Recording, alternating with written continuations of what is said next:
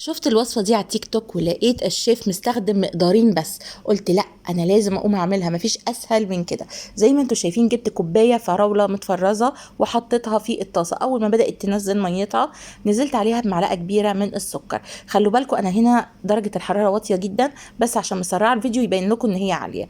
اول ما حطينا السكر بدأت تنزل ميتها اكتر واكتر، وسهل تتهرس كده بالمعلقة. مجرد ما خلاص تقريبا هرستها كلها هنزل بعصير نص ليمونة زي ما شفتوا كده، اقلبها تقلبتين، وفي الاخر اول ما تبقبق كده احط كيس فانيليا، اسيبها دقيقتين تبقبق تاني واقفل عليها.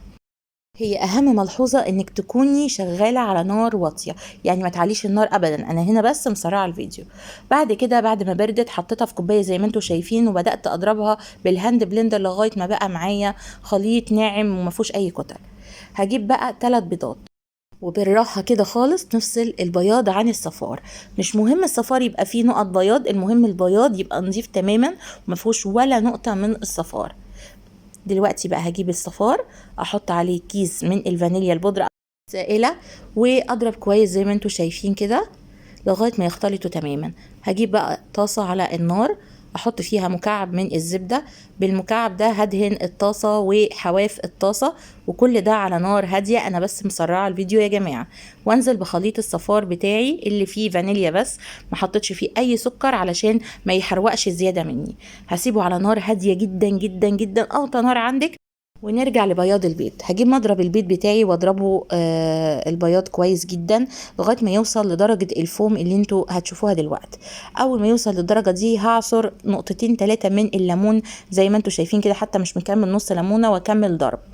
اول ما يوصل لدرجه النفشه دي احط بقى معلقه كبيره مليانه من السكر البودره، عليها كيس من الفانيليا، واكمل ضرب. وما تحطيهاش مره واحده، حطيها على مرتين مثلا لغايه ما توصلي للمنظر ده. لما تيجي تقلبي الطبق كده الدنيا تمام، مفيش حاجه بتقع منه، يبقى هي دي النتيجه اللي انا عايزاها. نرجع بقى للطاسه. دلوقتي زي ما انتم شايفين منظر الصفار عامل ازاي. هحط بقى البياض اللي انا ضربته كويس ودخلت الهواء فيه كويس بالطريقه دي، واحاول اساوي طبقه متساويه السمك من البياض على الصفار لغايه ما اسويها تماما. مش مهم تكون منتظمه، المهم ما يبقاش في حته عاليه وحته واطيه وكده. وبعد كده اغطيها وعلى نار هاديه اسيبها لمده 7 دقائق، مش اكتر من كده.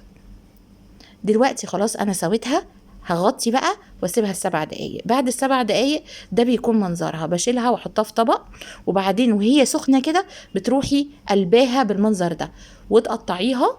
هتلاقيها من جوه عامله زي المارشميلو. عارفين المارشميلو؟ هي شبه شويه كيكه سان سيباستيان اليابانيه، وبتحطي عليها الصوص كده. ويلا ندوق. عايزه اقول لكم اختلفت الاراء، نصنا حبها والنص التاني لا. عايزاكم بقى تجربوها وشوفوا.